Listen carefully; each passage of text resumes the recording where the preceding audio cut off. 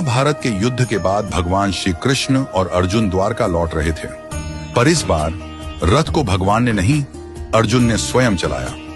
द्वारका पहुंचते पहुंचते अर्जुन अत्यंत थक चुके थे। अर्जुन अतिथि गृह में चले गए और गहरी निद्रा में लीन हो गए। शाम का समय हुआ। रसोई में सुगंधित व्यंजन परोसे जा चुके थे। रुक्मिणी जी ने प्रेम पूर्वक भगवान को भोजन परोसना प्रारंभ किया और कहा, प्रभु भोजन आरंभ कीजिए। भगवान श्री कृष्ण बोले, रुक्मिणी, हमारे घर में अतिथि आए हुए हैं। हम अतिथि के बिना अन्न का एक कौर भी ग्रहण नहीं कर सकते।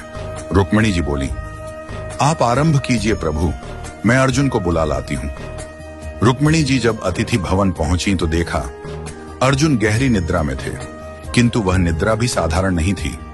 उनके रोम रोम से कृष्ण कृष्ण की ध्वनि प्रस्फुटित हो रही थी।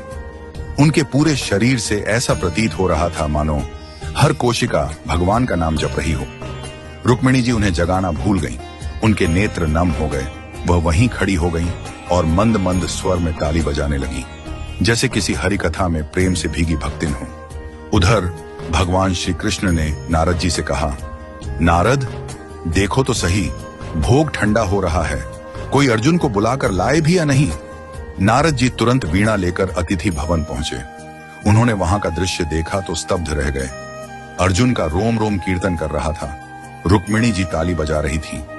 नारद जी को दिव्य प्रेम का साक्षात्कार हुआ। वे भी अर्जुन को जगाना भूल गए और वहीं बैठकर अपनी वीणा पर गोविंद गोविंद का मधुर कीर्तन करने लगे। अब उधर सत्यभामा जी ने प्रभु से कहा, प्रभु भोग ठंडा हो रहा है, आप तो भोजन प्रारंभ करिए। भगवान बोले, हम अतिथि के बिना अन्न ग्रहण नहीं करते, अब तुम ही जाकर देखो क्या हो रहा है। सत्यभामा जी वहां पहुंची और वहां का दृश्य देखकर मोहित हो गईं। एक ओर अर्जुन का निष्कलंक भक्ति रस, दूसरी ओर रुक्मिणी जी की तालियां, तीसरी ओर नारद की वीणा, तो सत्यभामा जी भी नृत्य करने लगी। उनका मन उस भाव में इतना डूब गया कि वह भी अर्जुन को जगाना भूल गईं। उधर भगवान बोले, सब कहते हैं भोग ठंडा हो रहा है, पर कोई हमें बुलाने वाला नहीं।